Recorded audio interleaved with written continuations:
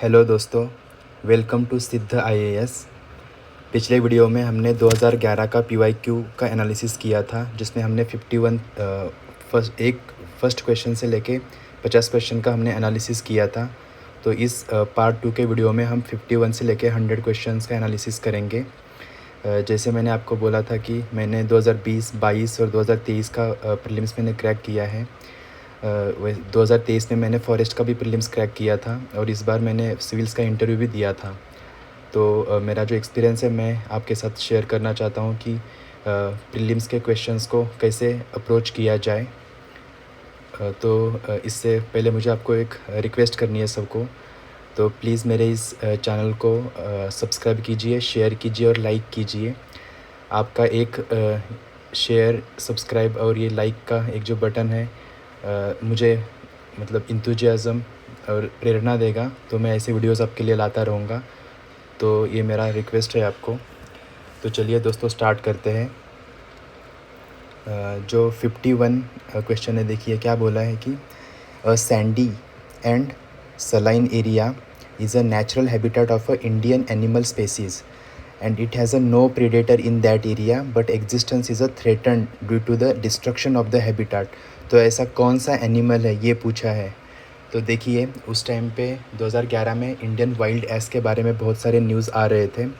तो यहाँ पे भी मैंने ये न्यूज़ मतलब कटआउट है इसमें। देखिए, वाइल्ड एस पॉपुलेशन इज़ मतलब इंक्रीजिंग तो है, लेकिन उनका जो रेट है वो बहुत ही ज़्यादा डिक्लाइन हो रहा है। इन्वेजिव वीड स्पेसीज़ या वेजिटेशन, नेचुरल वेजिटेशन जो है उसमें प्रॉब्लम आने की वजह से उनकी जो पॉपुलेशन है उसका रेट कम हुआ है।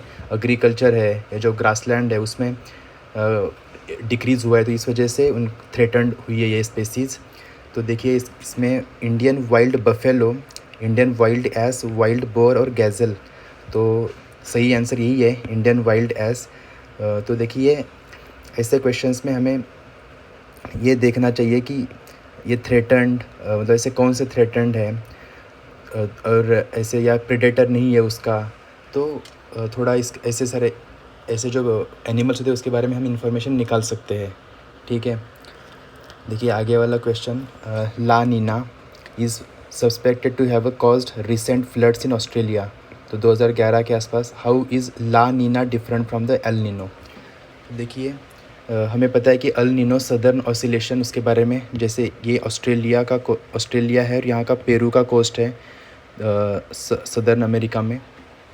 तो इनमें क्या होता है कि जो सर्कुलेशन ऑफ ओशन करंट्स और या जो वाटर है यहाँ पे वार्म रहता है मोस्टली और यहाँ पे कूल। तो इसलिए जो सरफेस वाटर है वो यहाँ पे मूव होता है और यहाँ पे एक लो प्रेशर बेल्ट क्रिएट हो जाता है और इसकी वजह से this is a very normal situation. Okay, और इस नॉर्मल सिचुएशन की वजह से क्या होता है कि यहाँ पे एक लो प्रेशर बेल्ट क्रिएट होता है और इसकी वजह से हमारे मानसून पे भी इसका इम्पैक्ट होता है। But this El Nino and La Nina, ये दोनों भी प्योरली पैसिफिक ओशन के रिलेटेड है और उसका वार्मिंग जो है ईस्टर्न कोस्ट और वेस्टर्न कोस्ट के वार्मिंग और कूलिंग के इस पर डिपेंड है वो। तो देखिए क्या बोल रहा है कि La Nina is characterized by an unusually cold ocean temperature in equatorial Indian Ocean. देखिए, क्वेश्चन है अल नीनो और ला नीना और अल नीनो के बारे में और ये इंडियन ओशन की बात कर रहे हैं। सो दिस इज़ मतलब यहीं पे ये गलत हो जाता है क्योंकि यहाँ ये बस पैसिफिक ओशन के रिलेटेड है।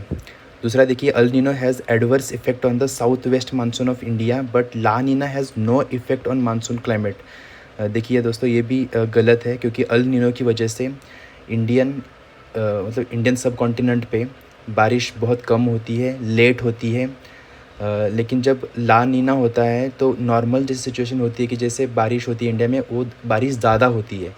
ओके, सो इफ़ेक्ट तो दोनों का ही है। तो यहाँ पे बोल रहा है कि ला नीना का कोई इफ़ेक्ट नहीं है, तो ये गलत है, दोनों का इफ़ेक्ट होता है। तो यहाँ पे देखिए नाइदर वन नॉर टू, ये आंसर होगा।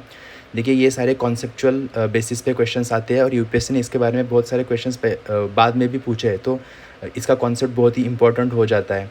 जैसे अल नीनो मोडोकी के बारे में भी पूछा है यूपीएससी ने एक बार। तो उसमें क्या होता है कि जो मिडल पैसिफिक ओशन जो है उसमें वार्म हो जाता है वो, और अल नीनो में ईस्टर्न पैसिफिक ओशन में वार्म हो जाता है और ला नीना में वेस्टर्न पे जो ऑस्ट्रेलिया के कोस्ट पे वहाँ पे बहुत ज़्यादा वार्म हो जाता है। तो this is about creating a low pressure belt in the Pacific ocean, तो वो हमें देखना चाहिए, ऐसे कॉन्सेप्चुअल क्वेश्चंस को हमें डील करना चाहिए ऐसे। The tendency for increased litigation was visible after the introduction of land settlement system of Lord Cornwallis in 1793। तो उसका क्या रीज़न था? बहुत सारे लिटिगेशंस बढ़ गए थे 1793 के आसपास। देखिए हमें जैसे अगर हिस्ट्री हमने स्पेक्ट्रम से पढ़ी है तो हमें पता है कि लॉर्ड कॉर्नवालिस ने बहुत सारे रिफॉर्म्स किए थे जुडिशल सिस्टम में, पुलिस सिस्टम में, तो उसको एफिशिएंट बनाने की उसने कोशिश की थी। तो देखिए but making zamindars position stronger vis a vis rights, तो इसमें क्या है कि ज़मींदार की पोजीशन अगर स्ट्रांग हो गई तो इससे लिटिगेशन बढ़ने का कोई रिलेशन नहीं है, क्योंकि इससे तो लिटिगेशन कम हो जाने चाहिए, क्योंकि ज़मींदार के अगेंस्ट फिर अगर कोई लिटिगेशन ही नहीं जाएगा कोर्ट्स में। दूसरा, making East India Company an overlord of the zamindars, ये भी नहीं है, यहाँ पे लिटिगेशन जो है वो कॉमन पीपल या उनकी बात की जा रही है, तो यहाँ पे ज़मींदार का ये भी गलत है। दूसरा देखिए, जुडिशल सिस्टम तो बहुत एफिशिएंट हो गई थी, but this is not the actual reason why litigation. तो देखिए इसमें मैंने ये रीज़न यहाँ पे निकाला है, the removal of court fee and तो जो कोर्ट फ़ी था वो पहले बहुत ज़्यादा था, लेकिन कॉर्नवालिस ने क्या किया, उस कोर्ट फ़ी को निकाल दिया, रिमूव कर दिया। तो इसकी वजह से बहुत सारे लोगों को जुडिशरी जो सिस्टम है वो बहुत ही चीप हो गई या एफिशिएंट उनके लिए हो गई। इस वजह से लिटिगेशन उस टाइम बढ़े थे। तो इसमें से ऊपर के ऑप्शन में से कोई भी ऑप्शन इसका आंसर नहीं है, इसका आंसर डी होगा। तो ऐसे क्वेश्चन के आंसर आपको याद रखने चाहिए, क्योंकि फ्यूचर में ऐसे क्वेश्चंस आने के चांसेस भी बहुत ज़्यादा है। ओके, तो देखिए दोस्तों, उसके बाद 54th question, one of the following observation is not true. तो देखिए इसको हमें अंडरलाइन करना चाहिए। About quit India movement in 1942, क्योंकि it was a non violent movement.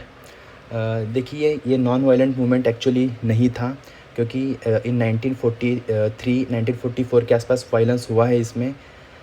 दूसरा देखिए, इट वाज लेड बाय महात्मा गांधी जी, इसको लीडर लेस मूवमेंट कहा जाता है। मतलब 8 अगस्त 1942 को क्विट इंडिया मूवमेंट अनाउंस तो हो गया, बट उसके बाद बहुत सारे लीडर्स को जेल में डाल दिया। तो इस वजह से इसको कोई लीड नहीं किया। It was a leaderless movement and it was a spontaneous movement. Yes, it was a leaderless as well as spontaneous movement तो था। And it did not attract the labour class in general. तो देखिए इस question में क्या है कि UPSC ने इसका आंसर तो बी दिया है, बट ये नॉन वायलेंट मूवमेंट नहीं था, ये भी गलत ही है ऑप्शन यहाँ पे। And it did not attract the labour class in general, तो अगर देखा जाए तो कुछ प्रोविंसेस में जैसे महाराष्ट्र या पंजाब, इस प्रोविंसेस में लेबर क्लास को भी अट्रैक्ट किया था इसने। सो बट हमें तो यूपीएससी के आंसर की से जाना चाहिए, so it is answer B है। बट देखिए ये क्वेश्चन मतलब रिपीट तो नहीं होगा, ऐसे क्वेश्चन नहीं पूछा जाएगा, क्योंकि ये गलत ऑप्शन है एक्चुअली। देखिए उसके बाद 55, which amongst the following provided a common factor for the tribal insurrection in India in 19th century. Tribal का जो मूवमेंट से इस 19th सेंचुरी में बढ़ गए थे, तो उसके लिए क्या फैक्टर था? देखिए, introduction of the new system of land revenue and taxation of the tribal products. देखिए ये कोई ऐसा रीज़न नहीं था, new system of the land revenue, और वहाँ पे इंट्रोडक्शन में नहीं किया गया था। रादर फॉरेस्ट के कुछ एक्ट्स या रूल्स लाए थे, उस वजह से उनकी लाइफ अफेक्ट हो गई थी, तो ये नहीं है। दूसरा देखिए, influence of the foreign religious missionaries in the tribal areas. देखिए उस टाइम ट्राइबल एरियाज़ में ऐसा कोई अवेयरनेस नहीं था उनको ऐसा रिलीजन के बारे में, या अगर और मिशनरीज़ भी देखिए कब आए ना, 1813 का जो चार्टर एक्ट था, उसके बाद मिशनरीज़ के एक्ट्स को मतलब अलाउ किया था, तो उनका भी इतना इम्पैक्ट होगा ये भी इसमें हमें नहीं लगता है। बाकी देखिए, rise of large number of money lenders, traders and revenue farmers as a middleman in the tribal areas, ये हुआ था, लेकिन ये कोई ऐसा डायरेक्टली रीज़न नहीं था उनके इंसरेक्शन का। द कंप्लीट डिसरप्शन, देखो थोड़ा ब्रॉडर पिक्चर देखिए ऐसे क्वेश्चंस में, थोड़ा जो बहुत सारे ऑप्शंस को एक साथ लेके आता है, ऐसे एम्ब्रेला जो होता है वैसे ऑप्शंस हमें देखने चाहिए। जैसे the complete disruption of the old agrarian order of the tribal communities, जो ये था। जैसे देखिए भिल जो थे, भिल्स थे, या मैसूर में ऐसे कुछ रिबोलियन, ये कोल रिबेलियन, तो इसमें ये सारे रिबेलियंस उस टाइम पे आए थे। तो इसका रीज़न ये था कि ओल्ड जो एग्रेरियन ऑर्डर है वो डिसरप्शन हुआ था। और लोगों को नए सिस्टम में अडाप्ट करना बहुत ही डिफ़िकल्ट हो रहा था, इसलिए लोगों ने उस टाइम मतलब ऐसे मूवमेंट्स किए हैं, तो ट्राइबल मूवमेंट्स उस टाइम हुए। तो मेरा एक आपको सजेशन है कि ऐसे ट्राइबल मूवमेंट्स का, जैसे मैंने मेरे वो पहले वाले वीडियो में मैंने बताया, जहाँ पे स्ट्रेटजी मैंने बताई, वहाँ पे बोला है कि ट्राइबल जो मूवमेंट्स है उसके बारे में थोड़ा देख लीजिए। तो कुछ कुछ जैसे इंपॉर्टेंट, जैसे मैंने बोला भील रिवोल्ट है या संथाल रिबेलियन, तो इसको थोड़ा अच्छे से, जैसे मुंडा रिबेलियन 2020 में बिरसा मुंडा के बारे में वो जो क्वेश्चन पूछा गया था, उलगुलन, तो वो देखिए, इसमें आंसर डी है। तो नेक्स्ट देखिए, India maintained its early cultural contacts and trade links with south east Asia across the bay of Bengal. देखिए, साउथ ईस्ट एशिया के बारे में बहुत सारे क्वेश्चंस पूछे हैं इस पेपर में, क्योंकि बोला ना उस टाइम 2011-12 के आसपास 20 साल कंप्लीट हुए थे इंडिया की एक्ट ईस्ट पॉलिसी से, तो उस वजह से भी साउथ ईस्ट एशिया से क्वेश्चंस आए हैं। तो ऐसा क्या है कि preeminence of the early maritime history of Bay of Bengal, which of the following could be the most convincing explanation. ऐसा क्यों? As compared to the other countries, India had a better ship building technology in the ancient and medieval times. Yes, ये सही है, लेकिन क्या है ना कि अगर शिप बिल्डिंग है, इससे कुछ नहीं होता, आपको उसके लिए एक सपोर्टिंग फैक्टर भी चाहिए। तो शिप बिल्डिंग तो अच्छा था इंडिया का एंशिएंट टाइम में, लेकिन मेडिवल टाइम की भी बात कर रही है। मेडिवल टाइम में हम बहुत सारा डिक्लाइन हुआ था हमारी शिप बिल्डिंग, रादर यूरोपियन जो पावर है उनका डोमिनेंस बढ़ गया था शिप बिल्डिंग में, ठीक है। The rulers of the southern India always patronized traders, Brahmin priests and Buddhist monk in this context. हाँ, but this is not a direct reason that why हमारा मेरी टाइम जो हिस्ट्री है, प्री एमिनेंस जो वहाँ पर रहा कि monsoon winds across the bay of Bengal facilitated sea voyages. Monsoon wind की वजह से it become very easy for the people in the southern India to travel to the South east Asia.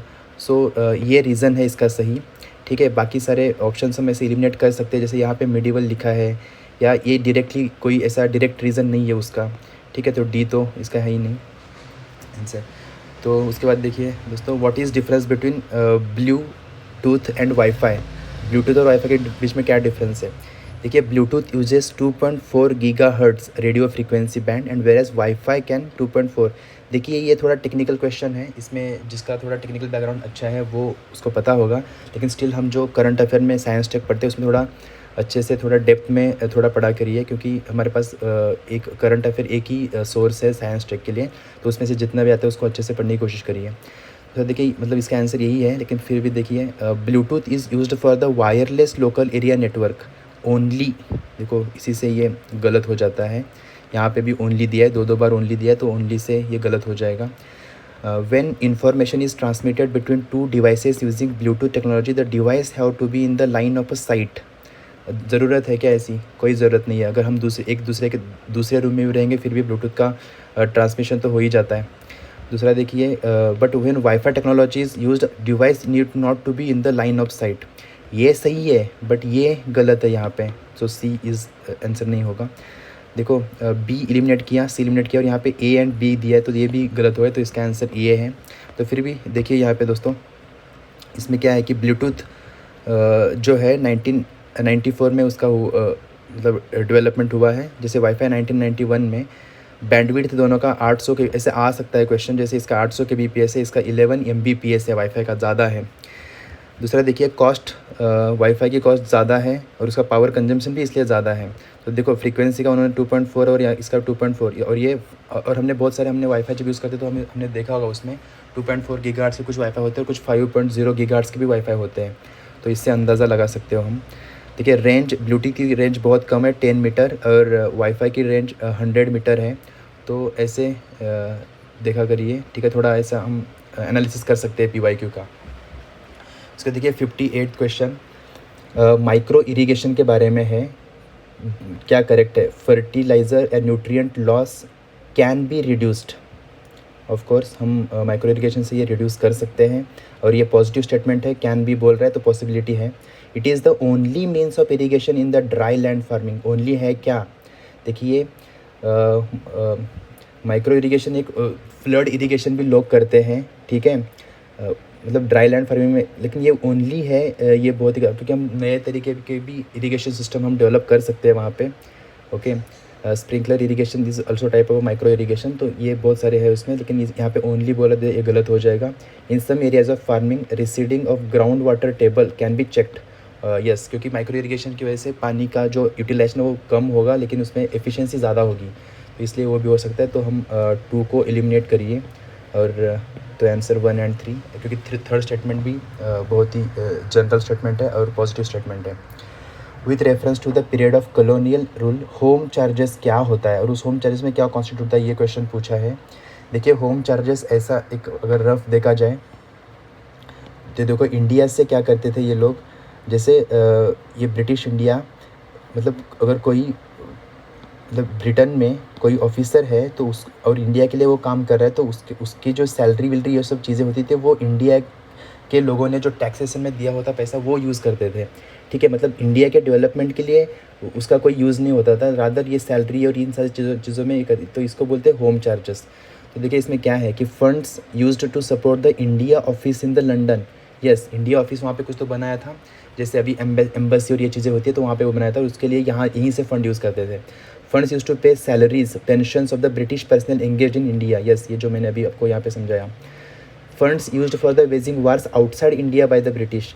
देखिए इसको डायरेक्टली होम चार्जेस नहीं बोल सकते, क्योंकि इस वार में तो पैसा दोनों की तरफ से यूज़ होता था, जैसे ब्रिटेन खुद अपना भी पैसा इसमें यूज़ करता, तो ये होम चार्जेस नहीं है, लेकिन ये जो दोनों है ये प्योरली होम चार्जेस। तो आप 3 को हटा सकते हैं, तो 1 एंड 2 इज़ द आंसर।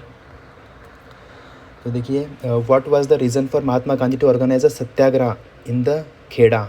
बहुत ही बेसिक क्वेश्चन है, हम सबको पता है। इसमें क्या हुआ था कि जो एडमिनिस्ट्रेशन ने did not respond land revenue in spite of drought, उस टाइम बहुत ड्रॉट की वजह से पीजेंट्स ने डिमांड किया था कि उनका जो लैंड रेवेन्यू वो सस्पेंड किया जाए, वो उनसे नहीं लिया जाए, लेकिन फिर भी वो सुनाया मतलब उन्होंने अग्री नहीं किया था इससे, सॉरी उससे अग्री नहीं किया था, तो इस वजह से ये मतलब पीजेंट्स ने गांधी जी से डिमांड किया कि वहाँ पे सत्याग्रह होना चाहिए। तो देखो एडमिनिस्ट्रेशन ऑफ परमानेंट सेटलमेंट का यहाँ पे कोई ऐसा डायरेक्टली रिलेशन नहीं है, तो इसका आंसर 1 हो जाएगा, क्योंकि परमानेंट सेटलमेंट देखिए 1793 के आसपास है, उस टाइम आया था। तो और ये जो खेड़ा हुआ ये 1918 में हुआ है, 1917 या 1918 के आसपास, तो वो हम टाइमलाइन से हम इसको एलिमिनेट कर सकते हैं। बाकी देखिए biodiversity forms the basis of the human existence in the following ways. Human existence और बायोडाइवर्सिटी क्या प्रोवाइड करती है ह्यूमन को? सॉइल फॉर्मेशन, ये तो है, प्रिवेंशन ऑफ सॉइल इरोजन जैसे ट्रीज़ है, okay, recycling of the waste जैसे माइक्रो ऑर्गेनिजम्स हैं, पॉलिनेशन ऑफ क्रॉप्स, पॉलिनेशन की वजह से तो फूड का जो क्रॉप या उसका जो प्रोडक्शन है वो बहुत ज़्यादा होता है, प्रोडक्टिविटी उसकी बढ़ जाती है। तो इसमें ऑल ऑफ दी अबव होगा, जैसे नॉर्मल क्वेश्चन है, जनरल क्वेश्चन है, तो और इसमें जो ऑप्शंस भी बहुत ही नॉर्मल है, तो ये ऑल ऑफ दी अबव हो जाएगा। देखिए अस्पार्टम ये आर्टिफिशियल स्वीटनर है और इस कंसिस्ट ऑफ अमीनो एसिड, ठीक है, and provides calorie like other amino it is used as a low calorie sweetening agent in the food items. देखिए अस्पार्टम ऐसे ये आर्टिफिशियल स्वीटनर है तो वो यूज़ किया जाता है। तो इसमें what are the basis of this use, ये पूछा है इन्होंने।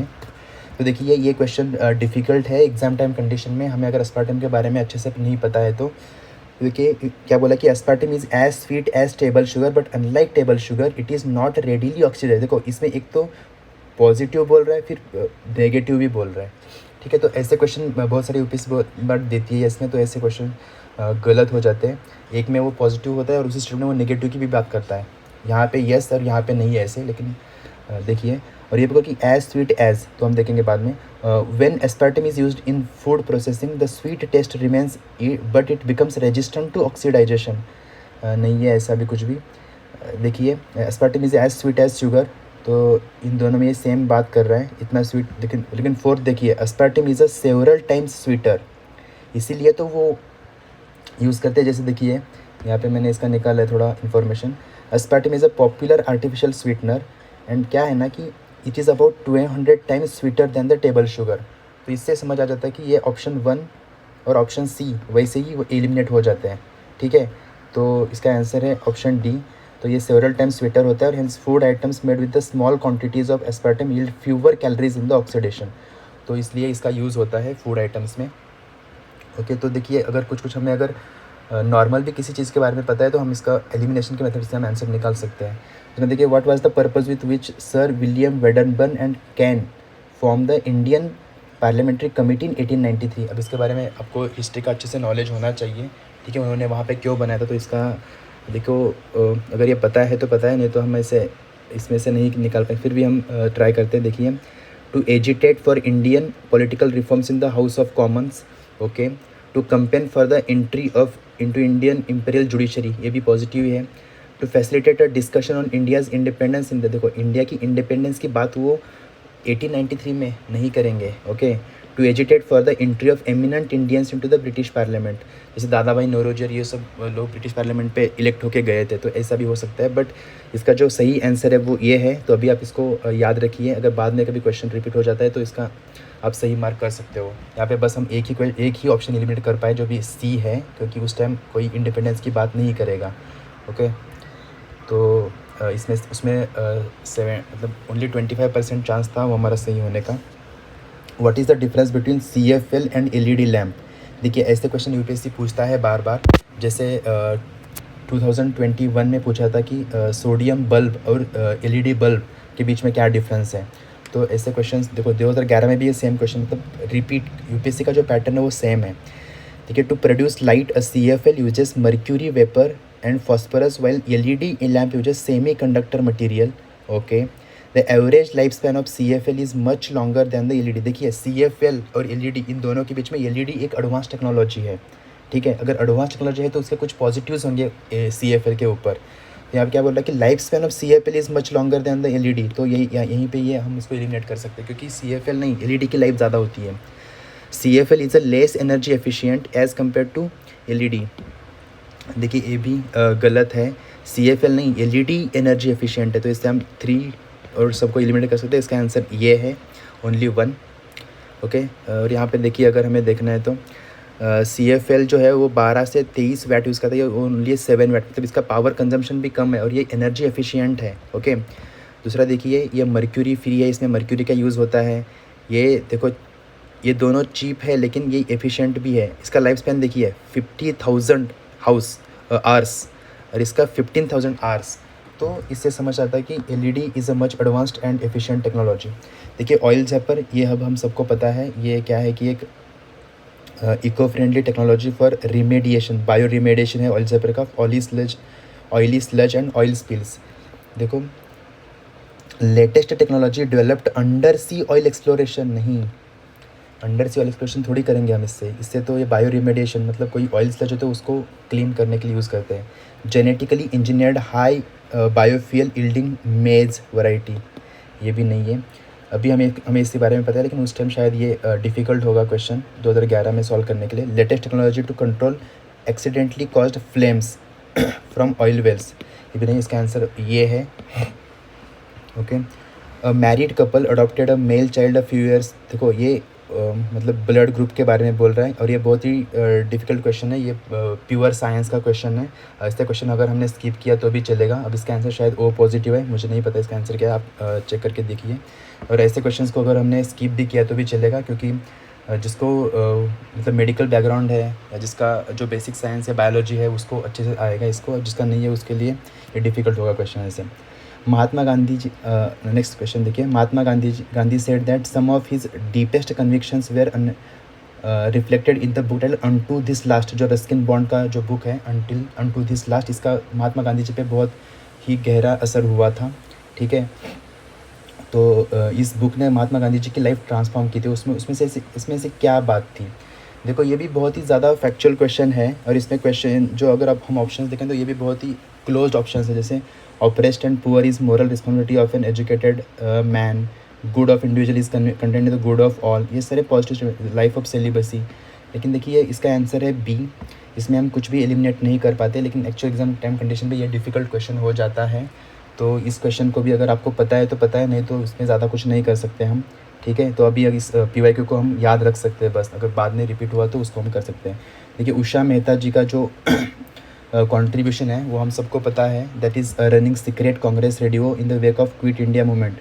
देखिए, ये पूरा फैक्चुअल टाइप क्वेश्चन है, इसमें हमें पता होना चाहिए। जैसे पार्टिसिपेंट सेकेंड राउंड कॉन्फ्रेंस, उस टाइम तो वो इतना एक्टिव नहीं थे फ्रीडम स्ट्रगल में।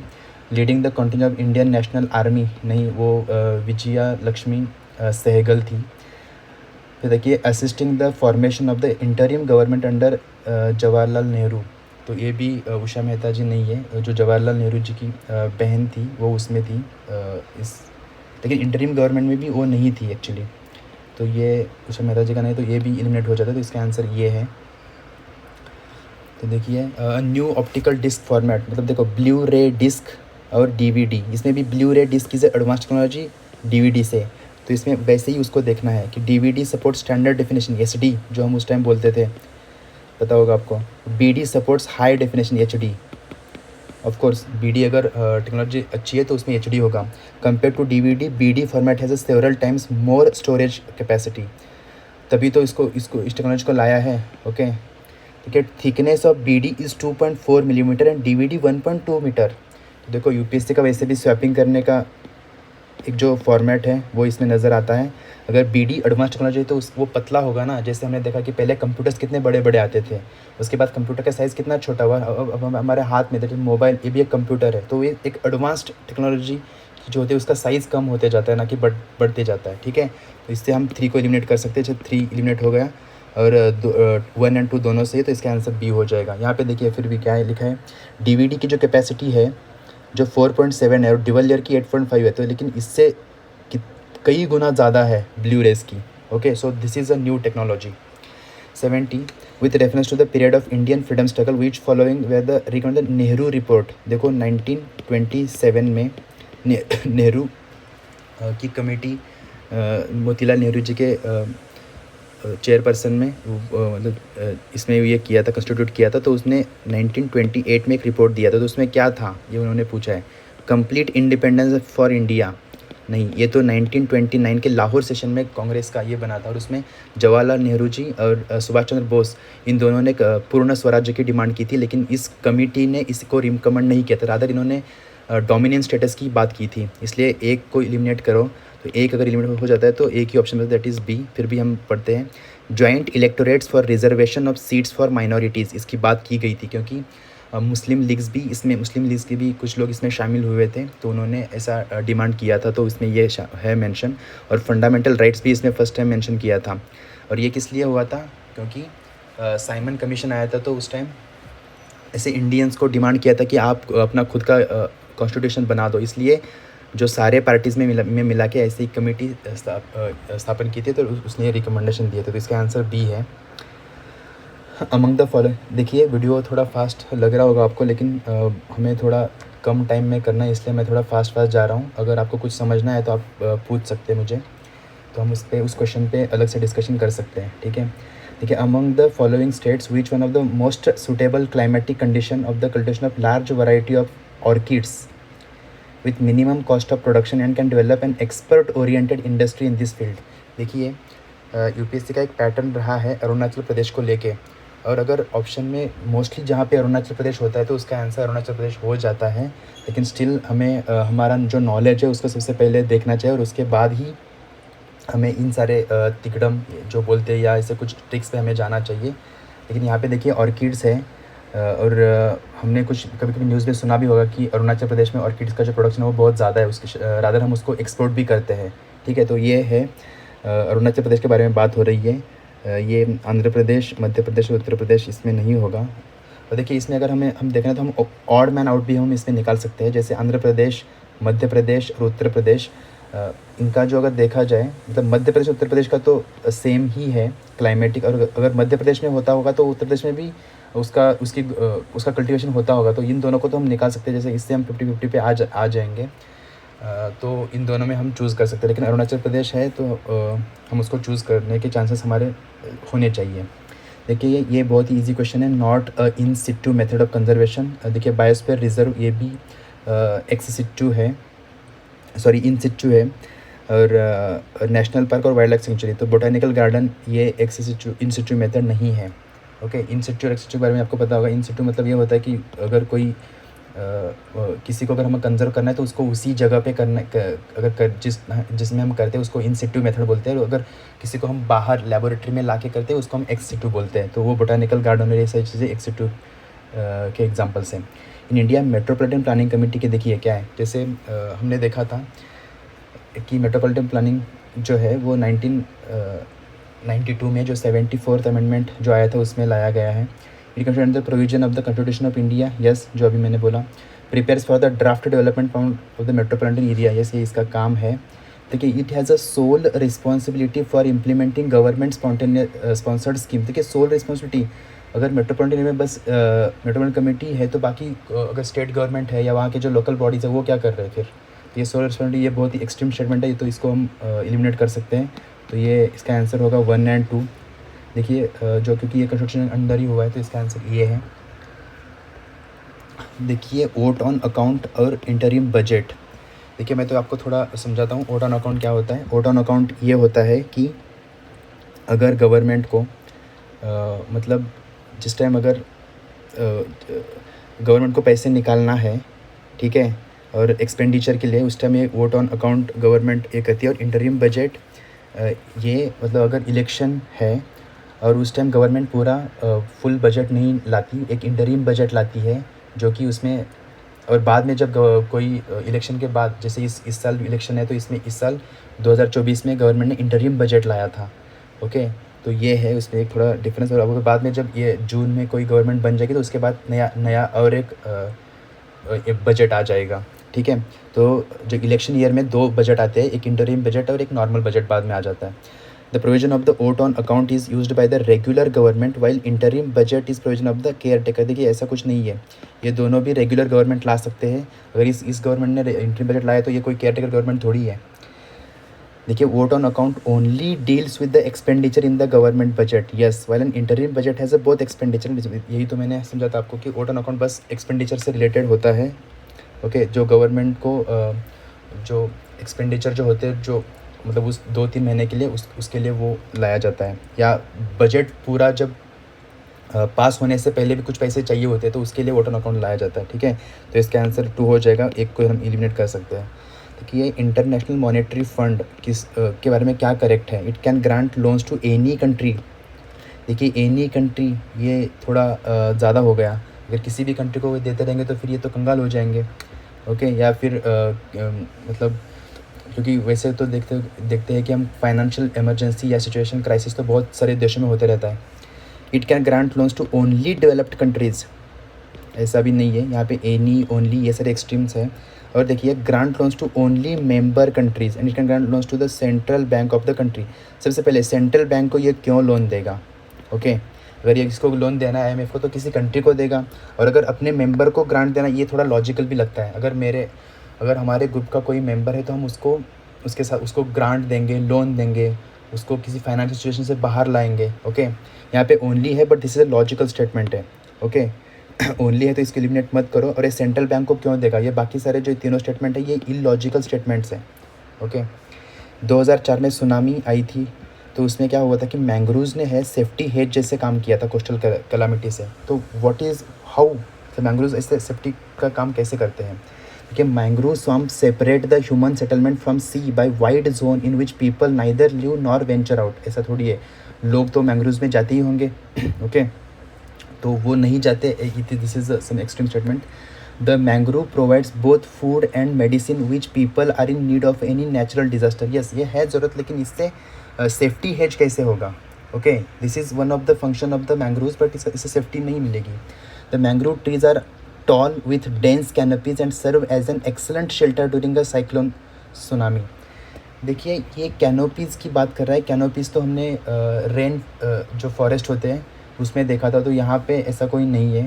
तो देखिए, the mangrove trees do not get uprooted by storms, this is very important. अगर कितना भी इंटेंसिटी का अगर साइक्लोन आए तो उसमें अगर ये ट्रीज़ की वजह से उसकी जो इंटेंसिटी कम हो जाती है, इसलिए साइक्लोन्स जब लैंड में लैंडफॉल होता है उनका, तो उसके बाद उनका जो स्पीड है वो कम हो जाता है। और अगर वहाँ पे मैंग्रोव्स हो तो उसका स्पीड और ही कम होता है और इससे डैमेज कम हो जाता है। तो इसका आंसर डी है। देखिए, ऐसे कुछ इलॉजिकल स्टेटमेंट जो है हम उसको निकाल सकते हैं। और इसे ये देखिए नज़दीक है, लेकिन this is not a right reason, okay, for the question asked.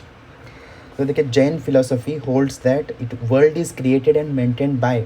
देखिए, इसका आंसर अगर अब हमें पता है तो पता है, नहीं तो हमें इसको ऐसे क्वेश्चन को स्किप करना चाहिए। देखो, इसका आंसर है यूनिवर्सल लॉ, ठीक है, क्योंकि यूनिवर्सल हमें फेथ भी लग सकता है, यूनिवर्सल सोल भी लग सकता है, लेकिन ऐसा नहीं है। इसका आंसर यूनिवर्सल लॉ है। अब इसको आप याद ध्यान में रख सकते हैं। बाद में अगर क्वेश्चन रिपीट हुआ तो यू कैन मैनेज सैलिनाइजेशन क्रॉप्स। मतलब मैंने बोला ना कि ये जो ट्रिक्स जो है हम सब क्वेश्चन में यूज़ नहीं कर सकते, हम बस उसी क्वेश्चन में यूज़ कर सकते हैं जहाँ पे ऐसे कुछ यूपीएससी ने कुछ कुछ ऐसे एक्सट्रीम स्टेटमेंट्स दिए हैं या कोई कॉन्ट्राडिक्शन दिया है ऑप्शंस में, या कोई ऑप्शन मतलब आधा है और उसका नेक्स्ट क्वेश्चन जो है वो थोड़ा इलेबोरेटेड दिया है, तो इसमें हम कर सकते हैं। ठीक है, देखिए सैलिनाइजेशन occurs when the irrigation water accumulates in the soil, evaporates, leaving behind salts and minerals। तो इफेक्ट्स ऑफ सैलिनाइजेशन का इफेक्ट क्या होगा इरीगेटेड लैंड पे, ये पूछा है। It greatly increase the crop production. तो फिर ये हरियाणा और पंजाब में ये सैलिनाइजेशन का प्रॉब्लम बहुत ज़्यादा है, तो वहाँ पे तो इतना बड़ा प्रॉब्लम हो रहा है, क्रॉप का प्रोडक्शन मतलब डिक्रीज़ हो रहा है वहाँ पे सैलिनाइजेशन की वजह से। तो ये दिस इज़ मतलब wrong option. Make some soils impermeable, raises the water table.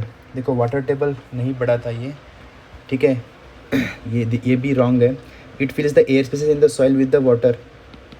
देखो अगर सॉइल सैलिनाइजेशन नहीं, वाटर ही एयर स्पेस वहाँ पे भर देगा, सलन ये जो सॉल्ट है ये नहीं भरेंगे। इसका आंसर है it makes some soils impermeable. देखो आप ए और सी को एलिमिनेट कर सकते हैं, ठीक है, और अब बी और डी में 50-50 आप इस पर आ सकते हैं। तो ये भी 50-50 भी मानूंगा मैं, क्योंकि ये दोनों में से चूज़ करना डिफ़िकल्ट है एग्ज़ाम टाइम कंडीशन, उस टाइम बहुत प्रेशर में, तो इसको हम 50-50 बोल सकते हैं। तो ऐसे आप इसको डील कर सकते हो। देखिए बाद में red data book published by IUCN, ठीक है, तो इसमें क्या होता है, हमने देखा था कि वाइल्ड जो एस है वो नियर थ्रेटेंड है। तो ऐसे मतलब इसमें क्या होता है, देखिए तो endemic plant animal species present in biodiversity hotspot. आपने कभी देखा है कि रेड डेटा जो बुक है उसमें एंडेमिक प्लांट के बारे में बात कर रहे हैं? उसमें तो हमने वो देखा है कि जो लिस्ट कंसर्न है या नियर थ्रेटेंड है या क्रिटिकली इंडेंजर्ड है, तो ये सारे होते हैं ना। तो उसमें ये क्या होता है कि threatened plant and animal species होते हैं उसमें कोई एंडेमिज्म की बात नहीं करते, ठीक है। जैसे कि प्रोटेक्टेड साइट फॉर कंजर्वेशन, हमने कहीं देखा कि वहाँ पे नेशनल पार्क या वाइल्ड लाइफ सेंचुरी की बात की जा रही है, तो ये भी नहीं है। ये दोनों ऐसे ही फार फेस्ट ऑप्शंस है, तो हम इस दोनों को निकाल सकते हैं। This answer is B. तो थोड़ा लॉजिकली भी हम इसको सोच सकते हैं। Okay, what is offering, why is offering of the teaser loan. देखिए by commercial banks a cause of economic concern. देखिए टीज़र लोन क्या होता है, टीज़र लोन क्या होता है कि एक्चुअली बैंक्स क्या करते हैं कि ऐसे लोगों को जो मतलब जो हाई नेट इंडिविजुअल्स है या बाकी जो मिडल इनकम जो ग्रुप वाले लोग होते हैं, जैसे हाउस लोन जो ले रहे हैं या कार लोन्स ले रहे हैं, तो ऐसे लोगों को क्या करते हैं कि स्टार्टिंग में बोलते हैं कि हम आपको इतने कम लोन में आपको लोन देंगे, तो आप इसको लोन में लीजिए। लेकिन उसमें उनके जो टर्म्स एंड कंडीशंस होते हैं उसमें ये होता है कि स्टार्टिंग में तो इनका इंटरेस्ट लोन कम रहेगा, लेकिन जब 2-3 साल के बाद इसका जो लोन है वो जो इंटरेस्ट है वो बढ़ जाएगा। इसलिए टीज़र मतलब आंखों में पानी लाता है ये बाद में, तो इसलिए इसका नाम दिया है कि टीज़र लोन। और ये कॉज ऑफ इकोनॉमिक कंसर्न है, ठीक है। तो ऐसा क्यों हो रहा है, ठीक है। Teaser loans are considered to be an aspect of subprime lending and banks may be exposed to the risk of defaulters in future. जैसे मैंने बोला ना, उसमें क्या होता है कि ऐसे कुछ उनका टर्म्स एंड कंडीशन स्टार्टिंग में तो ऐसे लगता है कि यार ये तो 2-3% में ही हमें लोन दे रहे हैं, लेकिन बाद में जाके देखते हैं कि हम ये तो 10% या 12% या 14% के आसपास लोन मिल रहा है। तो ये बाद कुछ इसके जो टर्म्स होते हैं वो बाद में रिवील की जाती है, तो इसलिए ये सही है। दूसरा, in India teaser loans are mostly given to inexperienced entrepreneurs. नहीं, देखिए इनएक्सपीरियंस्ड एंटरप्रेन्योर्स इसके लिए नहीं होता।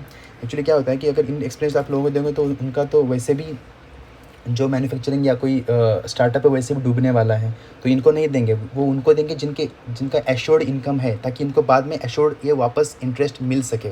Okay, so second is wrong, इसका आंसर है ओनली वन। जैसे देखिए क्या बोला है, टीज़र रेट डिस्काउंटेड रेट पे देंगे पहले, और ये शॉर्ट पीरियड के लिए होगा, और उसके बाद एक्चुअल इंटरेस्ट रेट मतलब असली चेहरा दिखाएंगे वो अपना। ओके, और उसके बाद मतलब जिसने लोन लिया वो मतलब उसकी आंखों में आंसू आएंगे, that is the teaser loan. नीचे भी दिया, आप इसको देख सकते हैं।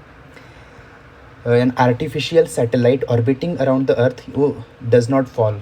देखिए इतने सारे सैटेलाइट्स घूम रहे हैं हमारे अर्थ के अराउंड, लेकिन वो अर्थ पे नहीं गिरे। इसका क्या रीज़न है, ऐसा क्या है देखिए, does not exist at such a distance. बहुत ही इलॉजिकल इरिलेवेंट ऑप्शन है।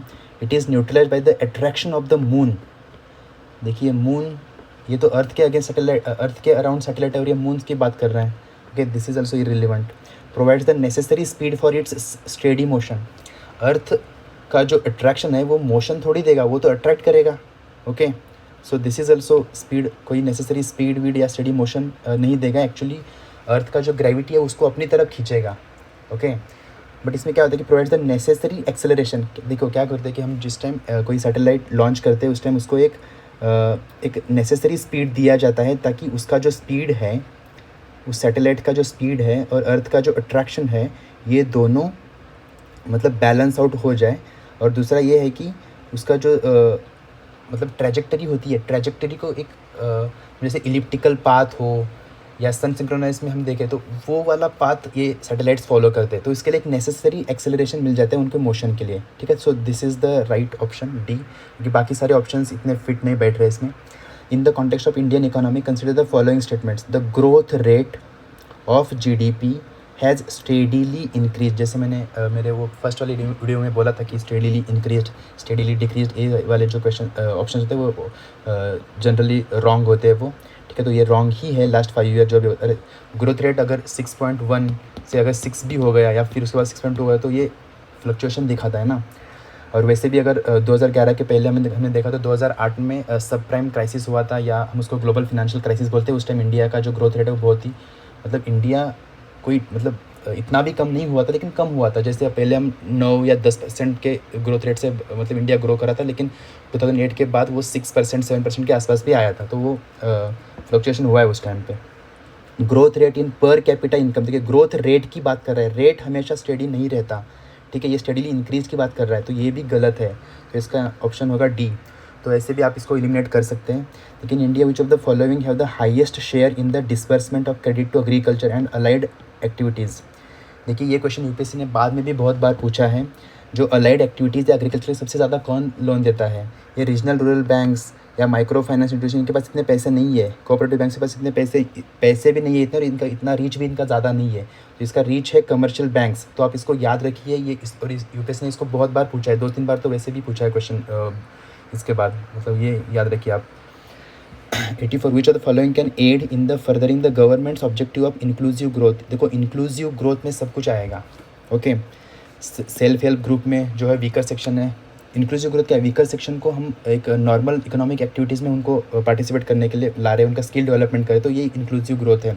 सेल्फ हेल्प ग्रुप हो गया, माइक्रो एमएसएमई हो गया, ठीक है। जैसे राइट टू एजुकेशन, ये भी क्या करता है कि मतलब जो वीकर सेक्शन है उनको एक ग्रोथ के ट्रेजेक्टरी में लाता है उनको। तो इसमें ऑल ऑफ दी अबव होगा, ठीक है। इस बात है कि government of India disinvesting its equity into the CPSC. Government देखिए जो डिसइन्वेस्टमेंट का टारगेट गवर्नमेंट हर साल अपने बजट में बोलता है कि हमें इतना डिसइन्वेस्टमेंट करना है। जैसे पिछले साल गवर्नमेंट का टारगेट था कि 72,000 करोड़ का डिसइन्वेस्टमेंट करेंगे। तो ये ऐसे गवर्नमेंट क्यों करती है? Government intend to use the revenue earn from disinvestment mainly to pay back the external debt. अगर ये नहीं डिसइन्वेस्टमेंट हो जाए तो ये पे बैक नहीं करेंगे क्या एक्सटर्नल डेट? ऐसा नहीं होता। जो भी एक्सटर्नल डेट का जो पे बैक या इन्वेस्टमेंट होता है वो कंसोलिडेटेड फंड ऑफ इंडिया से हो जाता है, ठीक है। तो इसके लिए हमें गवर्नमेंट को इस पर रिलाई करने की कोई ज़रूरत नहीं है। Government no longer intends to retain a management control in CPSC. क्यों? कोई भी चाहेगा कि मैनेजमेंट कंट्रोल अपना उस पर हो, इस वजह से नहीं करता है। देखिए ये गवर्नमेंट इसलिए करते हैं क्योंकि उसका जो मैनेजमेंट है वो एफिशिएंट हो जाए, ठीक है। तो गवर्नमेंट को उससे कुछ इनकम मिल जाए, तो इसलिए ये किया जाता है, ना कि ये दोनों रीज़न यहाँ पे दिए, ये दोनों ही गलत है। तो इन्होंने पूछा कि करेक्ट कौन सा है? नाइदर 1 नॉर 2, ये इसका आंसर होगा। देखिए what is the difference between asteroids and comets? इन दोनों के बीच में क्या डिफरेंस है? देखिए दिस इज़ अ वेरी मतलब I think very good question, इसमें जिसमें हम हमारे सारे जो ट्रिक्स है या नॉलेज है हम अच्छे से यूज़ कर सकते हैं। देखिए asteroids are small rocky planetoids while comets are formed of a frozen gas। Comets देखिए एस्टेरॉइड्स ये रॉकी प्लेन से बने और कॉमेट्स एक frozen gas held together by rocky and metallic material, ठीक है। हमें इसके बारे में कोई पता नहीं, आगे देखते हैं। Asteroids found mostly between Jupiter and Mars. हमें पता है कि मार्स और जुपिटर के बीच में एस्टेरॉइड्स है, एक एस्टेरॉइड बेल्ट वहाँ पे है, ये हमने एनसीईआरटी में पढ़ा है। फिर देखिए comets found mostly in the Venus and mercury, ये गलत है, हमने ऐसा कभी कहीं पढ़ा भी नहीं है। और देखिए जो हेलेस कॉमेट है ये तो 76 ईयर बाद हमें दिखता है, तो हम उसको कंटिन्यूसली देख नहीं, अगर इसके इन बीच में होता तो हम उसको कंटिन्यूसली देख तो पाते एटलीस्ट। जैसे हमें वीनस दिखता है अर्थ से, मर्क्यूरी दिखता है, तो ऐसा नहीं है। This is wrong. तो हम सेकेंड को एलिमिनेट करिए। तो इसमें 3 तो दोनों जगह पे है, मतलब 3 इज़ राइट। जैसे comet show perceptible glowing tell, देखिए कॉमेट्स एक ग्लोइंग टेल दिखा रहा है। ग्लोइंग टेल कौन दिखाता है? जैसे ऊपर देखो, कॉमेट्स में फ्रोजन गैस होगा तभी तो ये ग्लोइंग टेल दिखाएगा ना। मतलब कॉमेट में टेल होता है हमें तो पता ही है, लेकिन ये फ्रोजन गैस की वजह से दिखाता है, टेल फ्रोजन गैस। तो ये दोनों कॉम्प्लीमेंट्री स्टेटमेंट्स हैं, तो ये इसका आंसर होगा 1 और 3। थोड़ा ऐसे डिराइव कीजिए, मतलब ऐसे हम डिराइव कर सकते हैं आंसर्स को। तो थोड़ा अपना माइंड है ना थोड़ा ओपन रखिए जब क्वेश्चन हम सॉल्व करते हैं। Economic growth is usually coupled with, देखो इकोनॉमिक ग्रोथ के साथ क्या होता है? डिफ्लेशन, स्टैगफ्लेशन और हाइपर इन्फ्लेशन नहीं, इन्फ्लेशन। देखिए इन्फ्लेशन होना इट इज़ वेरी नॉर्मल, ठीक है, क्योंकि इन्फ्लेशन देखिए अगर हम खुद देखते हैं कि फॉर एग्जांपल अगर 2011 में अगर आपने कोई घर ख़रीदा होगा तो उसकी कीमत अराउंड 10 लाख या 20 लाख के आसपास होगी, लेकिन अभी उसी घर का अगर हमने अभी सोचा तो उस घर की जो कीमत है अब 50 लाख से ऊपर है। तो ये क्यों होगा? देखो ये वैल्यू, घर तो वही है, ठीक है, स्टिल उसकी वैल्यू बढ़ रही है। तो ये किस लिए होगी? This is because of inflation, okay. और इकोनॉमिक ग्रोथ में यही होता है कि जो इकोनॉमिक एक्टिविटीज़ बढ़ने की वजह से किसी भी कंट्री में इकोनॉमिक ग्रोथ हो जाता है, ठीक है। और इकोनॉमिक ग्रोथ की वजह से मतलब ये इन्फ्लेशन की वजह से आता है। जब बोलते हैं ना कि इकोनॉमिक ग्रोथ ये कोई रियल इंडिकेटर नहीं है, इकोनॉमिक डेवलपमेंट की बात करते हैं हम रियल इंडिकेटर के लिए। डेवलपमेंट क्या होता है? जो एक स्ट्रक्चरल चेंजेस लाता है हमारे इकोनॉमी में, ठीक है। तो इकोनॉमिक ग्रोथ और इन्फ्लेशन मतलब इस वजह से इकोनॉमिक ग्रोथ हो जाता है इन्फ्लेशन की वजह से, मतलब एक ऐसा इन्फ्लेटेड दिखता है। The lowering of bank rate by reserve bank, this is very favourite question of UPSC, ये हर बार पूछते हैं वो। अगर रिजर्व बैंक ने बैंक रेट अगर कम किया तो लिक्विडिटी बढ़ जाएगी, okay. More liquidity in the market, yes. Less liquidity, अगर बैंक रेट को बढ़ाया तो लिक्विडिटी लेस होगी। ये थोड़ा दोनों ध्यान रखिए, आप याद रखिए इसको। No change in the liquidity, this is wrong. Mobilisation of more deposit by the commercial bank, देखिए इनके पास पैसे ही नहीं रहेंगे तो कहाँ से मोबिलाइज करेंगे ये, ठीक है। इसका आंसर है more liquidity in the market. देखिए westerlies in southern hemisphere are stronger and persistent than northern, this is a typical question from the NCERT, okay. Southern hemisphere has a less land mass as compared to northern hemisphere, yes हम पढ़ते हैं इसको। ठीक है, Coriolis force is higher in the southern hemisphere as compared to northern hemisphere, तो ये ऐसा कुछ नहीं होता। कोरियोलियस फोर्स हर जगह पे सेम होता है दोनों, क्योंकि कोरियोलियस फोर्स के लिए ये कोई ज़रूरी नहीं है कि उसमें लैंड मास या ओशन कितना है, ओके। इसके लिए बस ज़रूरत है कि वो पोजीशन, मतलब दो अर्थ के दोनों हेमिस्फीयर के दोनों अगर हमने सेम पोजीशन अगर लिया इक्वेटर तो उसमें सेम कोरियोलियस फोर्स अप्लाई होगा, ओके। तो सेकंड इज़ रॉन्ग, इसका आंसर है ओनली 1, आप इसको ऐसे एलिमिनेट कर सकते हैं, ठीक है। और ये मैंने बोला है ना कि मेरे जो पहला जो स्ट्रेटेजी का वीडियो मैंने यही बोला है कि हमें अपने स्टडी में प्रायोरिटीज़ रखनी है। और जो फर्स्ट प्रायोरिटी है that is static portion, current affair के पीछे इतना मत भागिए क्योंकि उसका वेटेज बहुत कम है, ठीक है। और करंट अफेयर का मटेरियल इतना ज़्यादा है कि आप पढ़ते पढ़ते थक जाओगे, और उसमें से आ रहा है कितना, बस अबाउट 14 या 15 क्वेश्चंस आते हैं। तो स्टैटिक पे आप रिलाई करिए, स्टैटिक को रिवाइज करिए जितना हो सके, क्योंकि उसी में से क्वेश्चन आ रहे हैं। और देखिए अगर हम बाद में 2023 का या उसके जो भी क्वेश्चन PYQ देखने वाले मैं हर बार आपको बताते जाऊँगा इस बारे में। मैं आपको प्रूव भी करूँगा कि ये स्टैटिक कितना इंपॉर्टेंट है। देखिए इंडिया और ईस्ट एशिया, देखो फिर से वो ईस्ट एशिया पे उन्होंने क्वेश्चन पूछा, तो मतलब 2011 में तो 3-4 क्वेश्चन तो यहीं पे हो गए। मतलब उस टाइम ईस्ट एशिया पे उनका बहुत ज़्यादा फोकस था, और अभी बीच में यूपीएससी का वेस्ट एशिया पे बहुत ज़्यादा फोकस है, ठीक है। तो वो थोड़ा ट्रेंड हम देख लेंगे बाद में। लेकिन navigation time and distance greatly reduced, distance greatly reduce कैसे होगा? देखिए हमें पता है ये इंडिया है, और यहाँ पे ये म्यांमार, और ये ऐसा करके ऐसे ये मलक्का स्ट्रेट है, और हमारे यहाँ पे ये जो मलक्का स्ट्रेट है यहाँ पे मलेशिया, और इसका जो पार्ट है यहाँ पे सिंगापुर, और ये सारे। तो देखिए इसमें मलक्का स्ट्रेट तो ऑलरेडी है ही, ठीक है। तो ये क्वेश्चन क्या पूछ रहा है? Deepening of the Malacca strait between Malaysia and Indonesia. देखिए अगर हमने मलक्का स्ट्रेट का डीपनिंग किया तो इससे डिस्टेंस थोड़ी कम हो जाएगा, ओके। ये तो हम इसको नॉर्मल ऐसे भी सोच सकते हैं, ठीक है।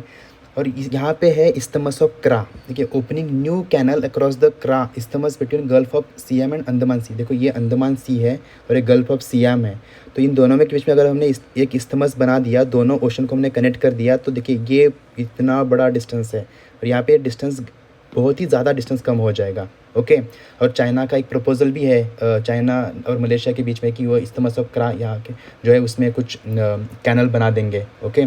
तो इस पर ही क्वेश्चन है, ये पहला this is wrong, second is right, तो इसका आंसर है ओनली 2। देखिए आप ऐसे मैप भी वहाँ पे निकाल के थोड़ा एक अंदाज़ा लगा सकते हैं कि कैसे इसको हम डील कर सकते हैं। देखिए वीडियो थोड़ा लंबा हो रहा है, हमें थोड़ा फास्ट करना पड़ेगा। Regular intake of fresh fruits and vegetables is recommended in the diet since they are good source of antioxidants. देखिए फ्रेश फ्रूट्स एक गुड सोर्स ऑफ एंटीऑक्सीडेंट है, तो how antioxidant help to maintain good health. And देखिए क्या होता है ना कि एंटीऑक्सीडेंट्स जो है, इसमें अगर हमें पॉजिटिव स्टेटमेंट्स ढूंढने, they activate the enzymes necessary for vitamin synthesis in the body to help. देखो ये क्वेश्चन थोड़ा डिफ़िकल्ट है क्योंकि ये बहुत ही बेसिक साइंस का क्वेश्चन है। जिनको इसके बारे में अगर जितना बेसिक पता है उनके लिए ये बहुत इजी होगा, नहीं तो ये थोड़ा डिफ़िकल्ट टाइप क्वेश्चन है एग्जाम कंडीशंस में। They prevent excessive oxidation of carbohydrates, fat and proteins in the body, help avoid unnecessary wastage of energy, नहीं है ये। They neutralize the free radicals produced in the body during metabolism. Okay, तो ये है इसका answer. तो आप इसको याद रख सकते हैं, इसमें कोई ऐसा कोई ट्रिक वीक ऐसा कुछ नहीं है क्योंकि सारे ऑप्शंस बहुत ही टेक्निकल है और हमें इतना टेक्निकल नॉलेज नहीं होता। ठीक है, इतना बेसिक है लेकिन वो बहुत ही ज़्यादा कॉम्प्लिकेटेड है। देखिए उसके बाद इंडस वैली सिविलाइजेशन के बारे में देखिए, it was a predominantly a secular civilization and the religious element though present did not dominate the scene. Yes, देखिए ये बहुत ही सेक्युलर सिविलाइजेशन था, उसके उस टाइम पे हम ऐसे कोई किसी रिलीजन की भी बात नहीं सुनते और इसलिए ये इसको सेक्युलर सिविलाइजेशन माना जाता है और ये एनसीईआरटी में भी इसके बारे में लिखा है। During this period cotton was used for manufacturing. Yes, उस टाइम टेक्सटाइल का ट्रेडिंग भी होता था मेसोपोटामिया के साथ आईवीसी का। सो this is also right statement, तो बोथ स्टेटमेंट्स आर करेक्ट है। देखिए next, the lower Gangetic plain is characterized by humid climate with high temperature throughout the year. Which among the following parts of crops most suitable for this reason? देखो lower Gangetic की बात कर रहे हैं तो हमें लोअर गंगेटिक की अगर हम बात कर रहे हैं तो हमें वेस्ट बंगाल, बिहार या उड़ीसा या झारखंड, इसकी हमें मतलब हमें सोचना चाहिए इसके बारे में। तो देखिए क्या है ना कि पैडी और कॉटन, देखो कॉटन तो इसमें नहीं है, कॉटन तो वेस्टर्न इंडिया में जैसे महाराष्ट्र, गुजरात, कर्नाटक या मध्य प्रदेश के कुछ थोड़ा पार्ट तो इसमें कॉटन है, तो कॉटन तो जहाँ पे कॉटन है उसको आप एलिमिनेट कर सकते हैं। वीट देखिए वेस्टर्न जो नॉर्थ वेस्ट में जैसे पंजाब, हरियाणा, उत्तर प्रदेश, वहाँ पे वीट का ज़्यादा कल्टिवेशन होता है, तो इसलिए वीट को भी निकालो। तो यहाँ पे रहता है पैडी और जूट। देखो जूट के बारे में हमें पता है जिस टाइम मतलब इंडिया का पार्टीशन हुआ था और बांग्लादेश मतलब गया था, उस टाइम क्या हुआ कि जो इंडिया के पास जो यहाँ पे बहुत सारा जूट का कल्टीवेशन होता था। ठीक है, तो बहुत सारा पार्ट जो है हमारा जूट कल्टीवेशन का जो बांग्लादेश के पास गया था, तो ये भी एक मतलब बहुत सारा मतलब उस टाइम एक डिस्कस किया गया था उस टाइम। ठीक है, तो ये पैडी और जूट ये उसका आंसर है, क्योंकि देखो कॉटन को हमने ऐसे भी निकाल दिया, वीट को भी निकाल दिया, तो इसका आंसर सी है। तो ऐसे एलिमिनेट हम थोड़ा सोच के कर सकते हैं। What could be the main reason formation of African and Eurasian desert belt. देखो अफ्रीकन और यूरेशियन डेजर्ट बेल्ट के बारे में बात कर रहे हैं। जैसे ये जो अफ्रीका कॉन्टिनेंट है, ठीक है, तो इसमें यहाँ पे सहारा जो डेजर्ट है, ये पूरा डेजर्ट है, इस वेस्टर्न मार्जिन में होता है। जैसे इंडिया में भी वेस्टर्न मार्जिन में डेजर्ट है, जैसे यहाँ पे थार डेजर्ट है, तो ये वेस्टर्न मार्जिन में मोस्टली होते हैं। तो इसका इन्होंने पूछा कि यहाँ पे क्या रीज़न है इनका।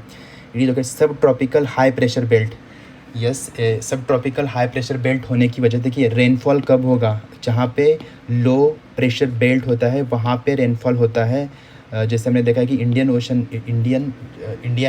के जब मेन लैंड में या सब कॉन्टिनेंट जब लो प्रेशर बेल्ट पे आता है तभी तो मानसून आता है। ओके, यहाँ पे हाई प्रेशर बेल्ट होने की वजह से यहाँ पे वो बारिश यहाँ पे हो ही नहीं पाती। ठीक है, तो ये एक रीज़न है। दूसरा, influence of the warm ocean current. नहीं, देखिए यहाँ पे जो कैनरी करंट है, कोल्ड करंट है, कोल्ड करंट की वजह से यहाँ पे डेसिकेटिंग इफेक्ट होता है। अगर यहाँ पे कुछ विंड्स आ रहे हैं तो यहाँ पे मॉइस्चर है, लेकिन आगे जाके इस कोल्ड की वजह से वो मॉइस्चर रिटेन नहीं कर पाते।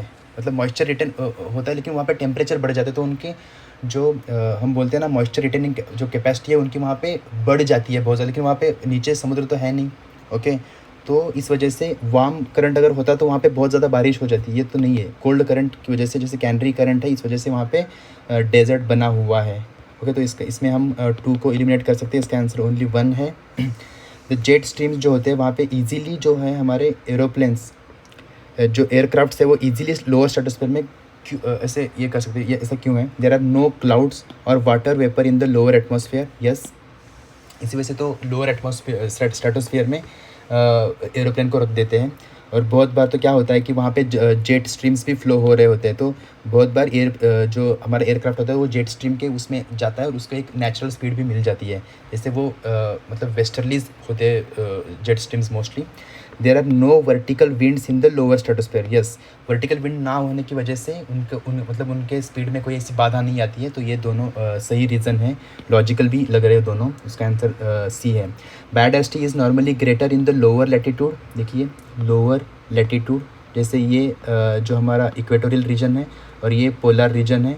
इक्वेटोरियल रीजन में बहुत ज़्यादा वेजिटेशन है। Yes, this is lower latitude में नॉर्मली ग्रेटर बायोडाइवर्सिटी होती है। This is a right statement compare to high latitude. दूसरा देखो, माउंटेन की अगर हम बात करें तो लोअर में डाइवर्सिटी ज़्यादा होती है, बायोडाइवर्सिटी और अल्टीट्यूड में। और जैसे ऊपर जाए जैसे उसे अल्पाइन या बहुत बार तो यहाँ पे स्नो जो लाइन है उसके ऊपर तो कुछ नहीं होता। ओके, तो लोअर अल्टीट्यूड में बायोडाइवर्सिटी ग्रेटर होती है रादर देन हायर। तो ये भी स्टेटमेंट सही है, लॉजिकल भी है, ये एनसीईआरटी में दिया भी है, तो आप उसको अच्छे से पढ़ लेना। ब्रह्मपुत्रा, इरावती और मेकोंग ये तिब्बत में ओरिजिन होते हैं, ठीक है, और पैरल। और जब ये ब्रह्मपुत्रा यहाँ पे आती है नामचा बरवा के पास, तो वहाँ पे ये यू टर्न लेती है। तो ऐसा यू टर्न वहाँ पे क्यों बना है? तो देखिए इसमें अपलिफ्ट यहाँ पे देखिए क्या है ना, इसको बोलते हैं कि सिंटेक्सियल बेंड्स। इसका आंसर एक्चुअली बी है। ये आपको याद रखना पड़ेगा, क्योंकि अगर आपको यहाँ नहीं पता है तो आप नहीं कर पाओगे इसका आंसर, क्योंकि ये बहुत ही इसमें ऑप्शन भी बहुत टेक्निकल है। देखिए क्या है ना कि ये जो इंडिया है यहाँ पे जब टकराया था आके यूरेशियन प्लेट को, तो उस टाइम ये यहाँ पे ऐसे बेंड हुआ था, तो इसको बोलते हैं कि सिंटेक्सियल बेंडिंग। देखिए, deep knee bend flexures which occurred at the extreme ends of the west and east of the Himalayas due to southward turn of the mountain chain. तो ये सिंटेक्सियल बेंड की वजह से यहाँ पे जो नामचा बरवा है वहाँ पे कैसे एक वो जो मतलब लोअर लैंड भी क्रिएट हुआ है और उसी में से ये ब्रह्मपुत्रा रिवर यू टर्न लेती है वहाँ पे। तो ये इसका आंसर है बी, इसको आप याद रख सकते हैं। ये एग्जाम कंडीशन में थोड़ा डिफिकल्ट क्वेश्चन था। State in India has the following characteristics. क्या है कि उन्होंने स्टेट के बारे में पूछा। एक नदर्न पार्ट जो है उसका अरीड और सेमी अरीड है, सेंट्रल पार्ट प्रोड्यूसेस कॉटन है, और cultivation of cash crops is prominent over the food crops. देखिए यहाँ पे मुझे देखिए कॉटन के बारे में बोला है, तो कॉटन देखिए कॉटन कहाँ कहाँ पे है, अरुणाचल, आंध्र प्रदेश और तमिलनाडु को हम वैसे भी एलिमिनेट कर सकते हैं। यहाँ पे कॉटन का प्रोडक्शन इतना ज़्यादा नहीं है। जैसे मैंने बोला था कि कॉटन जो है वो वेस्टर्न महाराष्ट्र में, जैसे महाराष्ट्र है, गुजरात है, इनमें ज़्यादा है। और अगर देखा जाए तो गुजरात और महाराष्ट्र दोनों मिला के अबाउट 50% ऑफ कॉटन का प्रोडक्शन होता है इसमें। तो इसका आंसर गुजरात होगा, क्योंकि यहाँ पे महाराष्ट्र नहीं है ऑप्शन। दूसरा कर्नाटक में भी है, लेकिन उससे कर्नाटक और महाराष्ट्र गुजरात से बहुत कम है। देखिए अगर ऊपर देखा जाए तो कैसा है कि देखो गुजरात में सबसे ज़्यादा प्रोडक्शन है कॉटन का, उसके बाद महाराष्ट्र, फिर तेलंगाना, कर्नाटक और आंध्र प्रदेश। यहाँ पे देखते हैं कि देखो गुजरात में बहुत ज़्यादा है कॉटन का प्रोडक्शन। देखा तो कॉटन का देखो यूपीएससी ने क्वेश्चन पूछा भी है। खरीफ क्रॉप है, 20-30 डिग्री उसको टेम्परेचर लगता है, 180 to 210 फर्स्ट फ्री डेज लगते हैं उसको रेनफॉल के। देखिए मतलब ये हम आप पढ़ सकते हैं। देखो गुजरात, महाराष्ट्र, तेलंगाना, आंध्र और राजस्थान, इसको याद रखिए, क्वेश्चन बार में फिर से एक बार पूछा जा सकता है। और इंडिया सेकेंड है, China is the largest cotton producer है, इसको भी याद रखिए। तो यहाँ पे दिया देखो इंडिया और चाइना दोनों का प्रोडक्शन बहुत ही ज़्यादा है।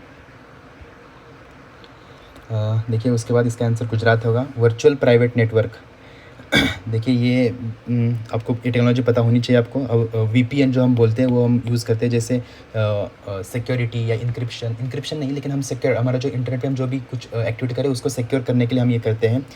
देखिए it is a private computer network of organisation where remote users can transmit encrypted information through the server of the organisation. नहीं, इनक्रिप्टेड के लिए हम नहीं करते ये, ठीक है।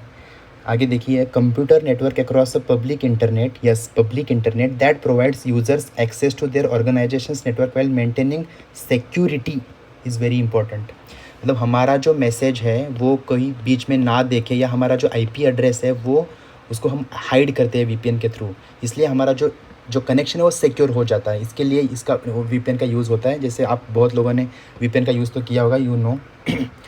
इसका आंसर बी है, फिर भी हम इसको पढ़ते हैं। Computer network is which users can access a shared pool of, नहीं ऐसा कुछ नहीं होता शेयर्ड पूल, और ये तो डी तो है ही नहीं। धर्म और रीत depict a central idea of ancient वैदिक सिविलाइजेशन ऑफ इंडिया। धर्म और रीत के बारे में पूछा। धर्म देखिए बहुत ही इसको याद रखिए, dharma was a conception of obligations इस देखिए धर्म एक ऑब्लिगेशन है, discharge of one's duties to oneself and to the others. देखो हमारा कर्म करना ये हमारी ड्यूटी है, ठीक है, हमारा धर्म है, हम ऐसा बोलते हैं तो ये सही है। रीत एक मोरल लॉ है, हम बोलते हैं ना कि यार ये रीत है, हमारे यहाँ पे ऐसा रीत है, ऐसा करने की रीत है, तो इस रीत is a law that governing the functioning of the universe and all it content, मतलब ये ह्यूमन के लिए भी अप्लाई होता है। तो रीत और धर्म ये दोनों एंशियंट हिंदू टेक्स्ट जो है उसमें मिलेंगे हमें, तो इन दोनों का है, उपनिषद है या ब्राह्मण के जो है उसमें से मिल जाएगा, तो उसका आंसर देखो दोनों सही है, इसका आंसर बोथ है। तो देखिए दोस्तों ये हमारा यहाँ पे हमारा जो 2011 का जो PYQ का जो एक्सप्लेनेशन है वो हमारा यहाँ पे कंप्लीट हुआ है। तो मेरी आप सबको एक फिर से रिक्वेस्ट है कि प्लीज़ ये जो मेरा वीडियो है इसको लाइक करिए, शेयर करिए और सब्सक्राइब करिए, और आपका ये सब्सक्रिप्शन और ये शेयरिंग जो मुझे मोटिवेशन देगा, और मैं ऐसे बहुत सारे वीडियोज़ आपके लिए लाने वाला हूँ PYQ के रिलेटेड मोस्टली। और आपकी जो एंग्जाइटी फियर जो मैंने फर्स्ट वीडियो में बोला, आप प्लीज़ उस वीडियो को भी एक बार देख लीजिए, मैंने उसमें बहुत कुछ एक्सप्लेन किया है कि लास्ट के 40 डेज़ में हमें कैसे अप्रोच करना होगा। तो मैं ऐसी वीडियो बनाऊँगा। तो गाइज़ प्लीज़ कीप स्टडिंग, आपकी जो पढ़ाई, मुझे पता है आप सब लोग अच्छे से पढ़ाई कर ही रहे होंगे, आपका एक टाइम टेबल भी होगा पढ़ाई का, तो मैं ऐसे ही आपको एक वीडियो लाता रहूँगा। So be cheerful, don't be fearful, okay, हमें डरना नहीं है, हमें लड़ना है, तो लड़ते रहिए। And we are here to conquer, जो सिद्ध करना है हमें मतलब हमें कॉन्कर करना है, ओके।